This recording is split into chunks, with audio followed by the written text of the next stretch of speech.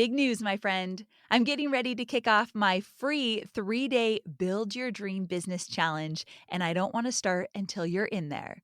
Because I've done this challenge once before, and the results are honestly pretty magical.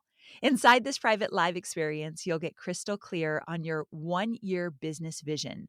Turn that vision into measurable goals and nail down your next steps to getting started.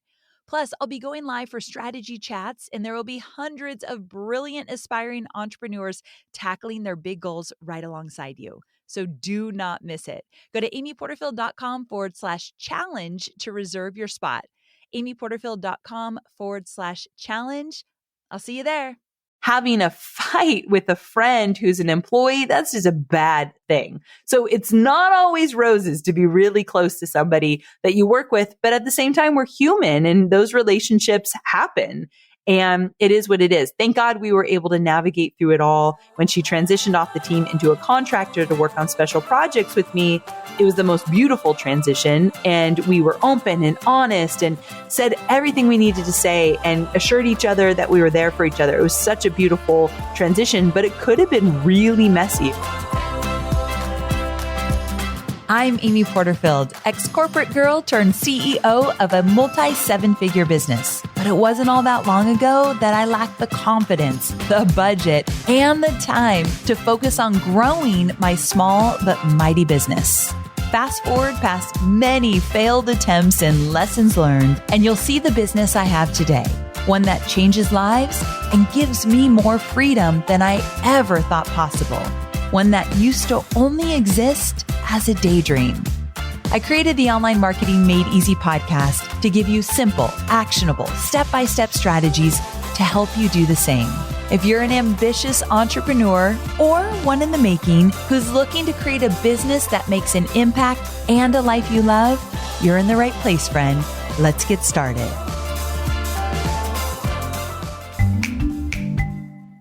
If you know me, then you know that the Goal Digger podcast, hosted by my friend Jenna Kutcher, who is also part of the HubSpot network, is one of my favorite podcasts. What I love about Jenna's podcast is that she shares life and business tips, from productivity hacks and business strategies and mindset shifts to daily inspiration and so much more. Episode 528, it's called Surprise, I Wrote a Book. It gave me all the feels because she shared the real raw story of what inspired her to write her very first book, and she shared her process. So good. Listen to the Goal Digger podcast wherever you get your podcasts. And now back to the show. Well, hey there, friend. Welcome back to Online Marketing Made Easy. I wanted to check in and just see how you are doing. How are you feeling? How is this year going for you? If I were to check in, I'd say definitely going much better than how I felt about last year. I feel more grounded. I feel more energized. That's one of the words that I want to feel more and more throughout this year. I did a shorty episode about 5 goals that I set for this year, 5 out of, I think, 8 that I have total. And I talked about the way I want to feel this year, energized being one of them and courageous being another one. So I've been doing courageous things, making big moves, making big decisions. So I'm sticking with that. So if you haven't listened to that episode all about setting goals and how you want to feel in the new year, absolutely go listen to that. I kind of share what my goals look like and why I set those specific goals. So it was a fun episode. All right. So have you shared this podcast yet? And if you haven't, please do share it with a friend who you think would find value, as they are also on their entrepreneurial journey. So if they're just starting out or they've been at it for a while, I feel like I could add a lot of value to their lives through the different things that we teach on the podcast. So if you'd be so kind to share it with a friend, I would greatly appreciate it. Okay, so I am revealing a little bit about my relationships today in this episode, and more specifically, some lessons that I've learned through the years of being an entrepreneur, like learning when to leave a friendship that isn't serving you and when to lean into friendships that are supporting you. Now, I have to be honest, I actually don't have a ton of close friends. And I think that is really by design. And I am totally okay with it because I have some really high quality friends who understand what it's like to be an entrepreneur. And I feel very comfortable in those friendships. They're the type of people I know I can call up in the middle of the night. I can call or voice text them whenever I need to. And I don't feel like I ever need to hold back. And I know that they're there for me. And if they were to do the same, if they were to call me at any hour, I'd be there for them. But this hasn't always been the case. So I've had some friends that have definitely come and gone. And trust me, it's not easy to lose a friend or someone you cared deeply about. But what I've learned is that you really need to nourish and pour into your friendships with people who understand you and understand your priorities and have similar values, or at least are willing to learn and respect your values. So for me, I don't put a lot of effort and time into friendships with people who refuse to respect or understand the kind of work I do. So that's why I wanted to bring it up on this episode as it relates to growing your business. What I mean by that is that I've had some girlfriends specifically in the past who have 9-to-5 jobs, which is completely fine. I respect any kind of job. But where I struggle is when I've had girlfriends with 9-to-5 jobs who are always putting down my schedule. They say things like, you're always so busy, or you're always thinking about or talking about your business or your work, or they put down the kind of work I do, or don't even care to understand what I do. And some of you are shaking your head, like you get it. And so that's when I put up a boundary, or I don't put so much effort into that friendship. And at times I have had to distance myself. I have a feeling a few of you can relate to this. So it's really important to identify those friends who aren't open to learning or understanding what you do, and instead they make just little subtle digs at you. And that's where I draw the line. This has happened to me so many times. And here's the thing. I want to be careful that if I get into a friendship, I'm not always talking about myself, or I'm not always talking about my business. But when you're growing a business, it is your baby. Like, I don't want you to work away your life. Absolutely not. But there's no way around this. When you start a business and you put your heart and soul into it, you are very much attached to it. Very much. You think about it all the time.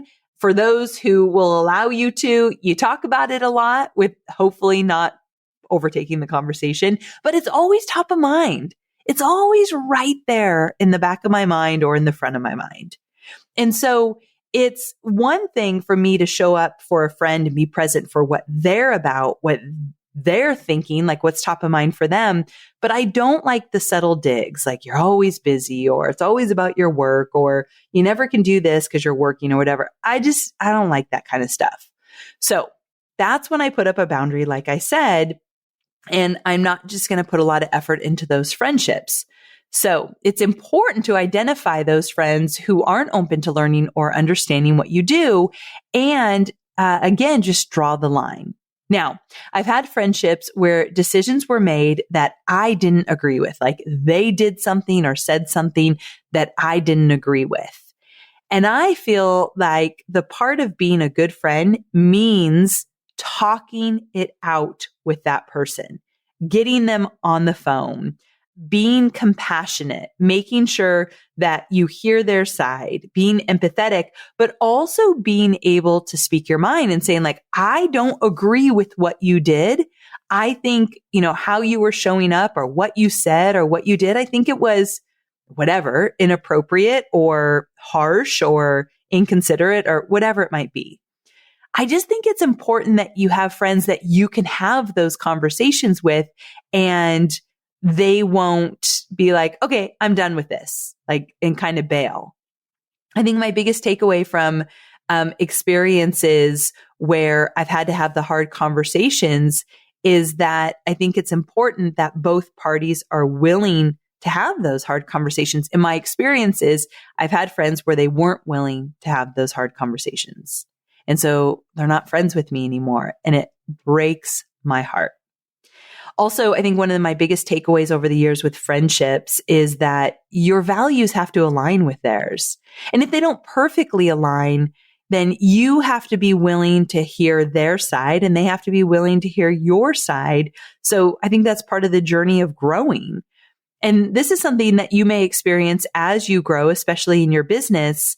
It's a valuable lesson in setting boundaries and sticking with them, but also being open to like understanding where other people are coming from. And then you decide if you want to have a really meaningful relationship with that person, or if you just want to be acquaintances. You know, you see each other when you see each other, you're really cordial to each other, either online or in person, but they're not your person per se. And I think that's okay.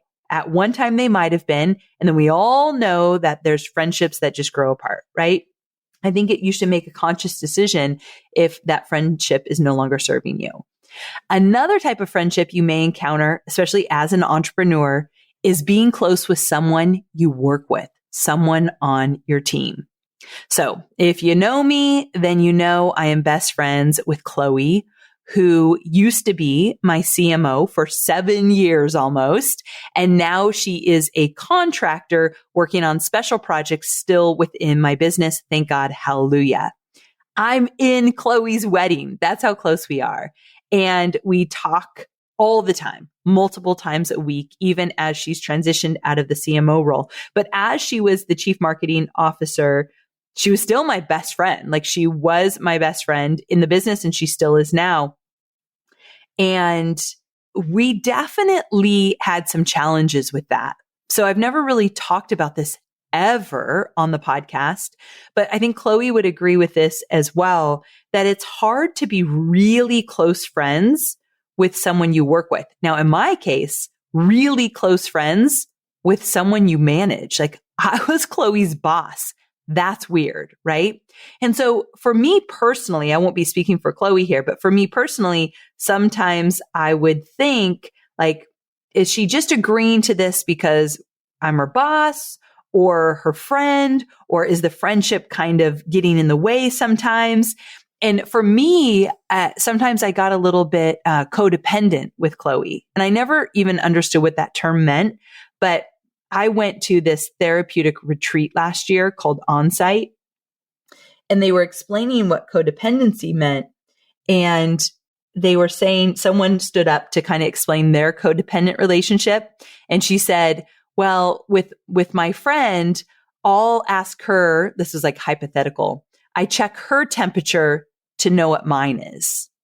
I'm like, ooh. Sometimes because I was so close to Chloe when she was in the role, I would just kind of check her vibe. Is she doing good? Are things good on her end? I mean, business wise. And if she's good, then I'm good. But if she wasn't good, I wasn't good. And I know that wasn't healthy. And that was my own issue, nothing to do with Chloe. It was my own fault. So I had to work on that. And sometimes there's a blurriness. It gets murky between friendship and then like me being her boss. Now, here's where it was super easy with Chloe. Chloe would be so much harder on herself than I would ever be when something didn't go as planned, when we didn't hit a goal, when something got messed up. I would never have to like discipline her, whatever word you would use, like, you know, as a boss, ever, because she would be beating herself up way more than she needed to. And I would probably have to pull her back out of that. So that part, she was very easy to manage, but I know it got gray sometimes. And then we would have some fights. We had a blowout fight one time when I lived in Carlsbad, California, and we did this 1-day retreat thing and it didn't end well. Like she ended up with like 20 action items. It was very overwhelming. I didn't realize how overwhelmed she was. We got into a discussion about like what her problem was and what I was seeing, and it got heated really fast. And she was like, I can't talk to you right now. I need to step away. And I am like, no, let's talk about it for 5 hours till we hash it out and it's all good. Like I hate the feeling of unresolved issues, but she was right. Like she needed to step away and I didn't want her to. She eventually did, of course, because she did what she needed to do, but it was horrible. So having a fight with a friend who's an employee, that's just a bad best thing. So it's not always roses to be really close to somebody that you work with, but at the same time, we're human and those relationships happen. And it is what it is. Thank God we were able to navigate through it all. When she transitioned off the team into a contractor to work on special projects with me, it was the most beautiful transition. And we were open and honest and said everything we needed to say and assured each other that we were there for each other. It was such a beautiful transition, but it could have been really messy if we weren't careful, right? So those get a little bit dicey. Okay, another important place that I've had to learn to set boundaries with friends is around saying yes to them. Where are all my yes people? I'm raising my hand right now. So here's what I mean. As I've grown as an entrepreneur and even just personally, I've decided that I don't need to say yes to everything just because that person is a friend. And you may find this too as you build friendships within the entrepreneurial community. So I really make it my, mission to only say yes to things that really light me up and not just to do a friend a favor. But it is still very, very difficult for me. And I don't want to be scared to say no because I tell myself, if this person is a real friend, they will respect the no, but our friendship will still be intact. And so that's something that I've had to learn along the way as well. So here's the thing. On this journey of entrepreneurship, you will have friends that will come and go. I had really, really close friends at the beginning of my entrepreneurial journey that I thought I'd be friends with for life. And we are not friends at all. Whether we just grew apart or our views just became way too different or hard conversations were had and the person's like, I'm out.